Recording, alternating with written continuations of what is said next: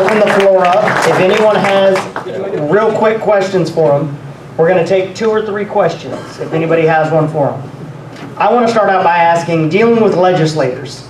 We deal with a lot more legislators that are against us than for us. So what is your response to that? What is the best advice you can give somebody who's going to walk into a legislator's office knowing that they're against what we do, or not necessarily against, but uneducated, or just haven't taken that stance for us?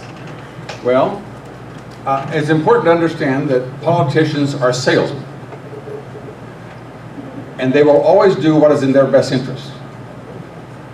So our responsibility is to make it their best interest. Ronald Reagan used to say, as you turn up the heat, they begin to see the light. And what we need to do is to, I'll just tell you, a handful of preachers came to see the Speaker Boehner, who had the congressional district just next to mine. And I said, well, what are you going to tell him? I said, well, we want him to do this, we want him to do that, we want him to do that. I said, all right, hang on. Politicians care about only 2 things, only 2. Votes and money. Money to buy votes. So, unless you're coming in with money, he only cares about one other thing, votes. So rather than saying, I'm Reverend so-and-so, that means what?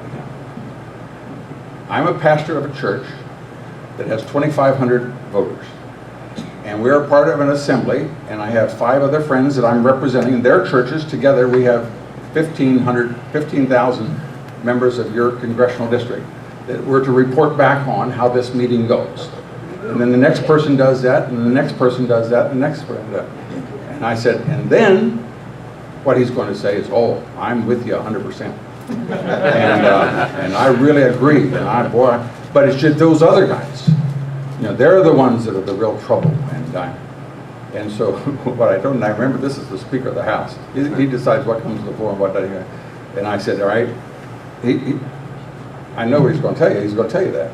And so then you have to quietly, just very simply, all right, if you're unable to do this, while we're here, who should we go see that could help us? Now that's his constituents asking him why you're incompetent.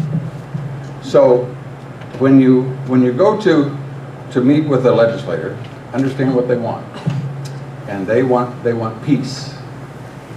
And if you can get a handful of folks, a couple of little testimonies in each courthouse in their district, a couple of little folks, and then letters to the editor are the most widely read part of any newspaper.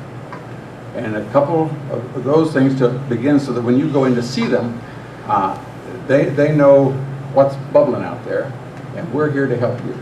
See, those people are really, they feel that you've been unfair. They feel like they're not getting a fair treatment. And we have a piece of legislation here that can fix it. And we'd like to have your help on it. And how can we help you? And so that, there's a subtle reference there, but I would encourage you also to this: never threaten a legislator.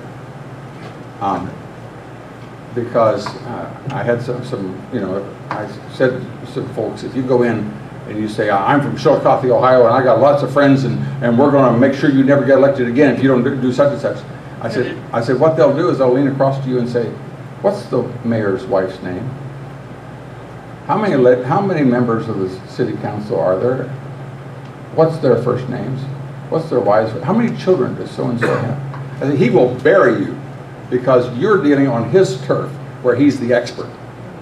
So what you want to do is make yourself the expert over here. And that is that these people are getting upset, and we want to help you. We want to help you bring this together. And so you know what the issue is, and you build a constituency that either you can help them campaign with people or contributions. And that would be my suggestion. The question that I have is,